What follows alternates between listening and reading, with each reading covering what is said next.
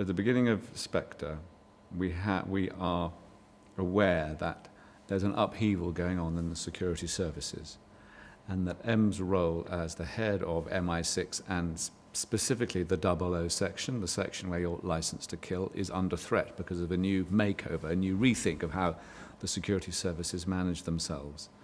And so M is under pressure because of this imminent upheaval, and Bond is party to it. He's also, Bond has been going rogue again, and this M is already relatively new in the seat.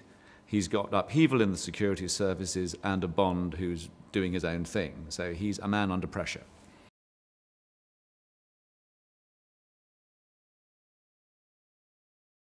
There's a little bit of M in action, yes, towards the end of the film. He is there, if not literally at Bond's side, but part of the Bond's efforts to bring down the antagonist. He's there. He's not behind a desk. He's behind the wheel of a car, and indeed he carries a gun for a short moment.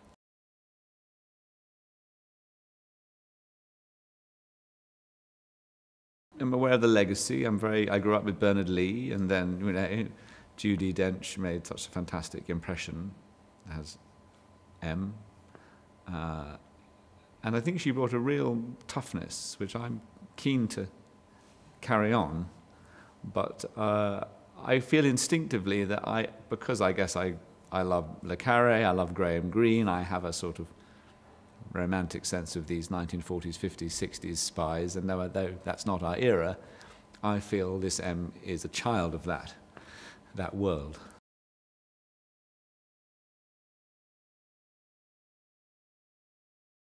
Daniel has given a whole new lease of life to Bond. I mean, it seems to me, I mean, there have been great Bonds all the way through. They've all had great qualities, but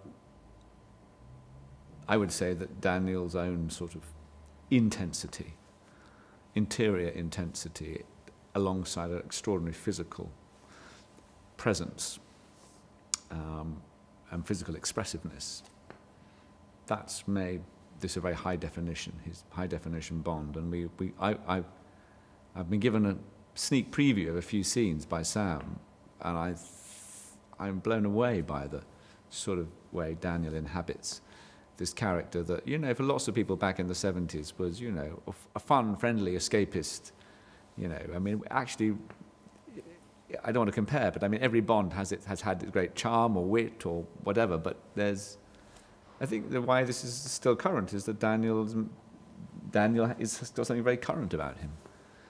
When I first saw Casino Royale, I thought, this is really, there's a toughness that I believe this guy can do that stuff.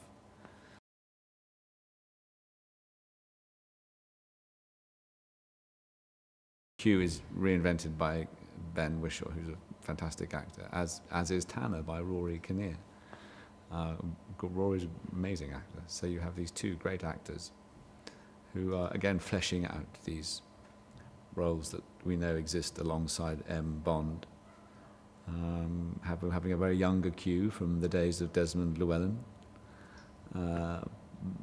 But Ben he brings great lightness of touch and wit and youth and something other to Q. My relationship in this film is he's cut from a different cloth from M. He's a computer geek,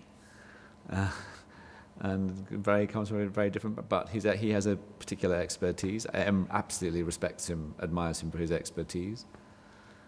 And what you see in this film is the loyalty to Bond of Moneypenny, Q, and Tanner. Not against M, but you just know that they're there for Bond when he's under pressure.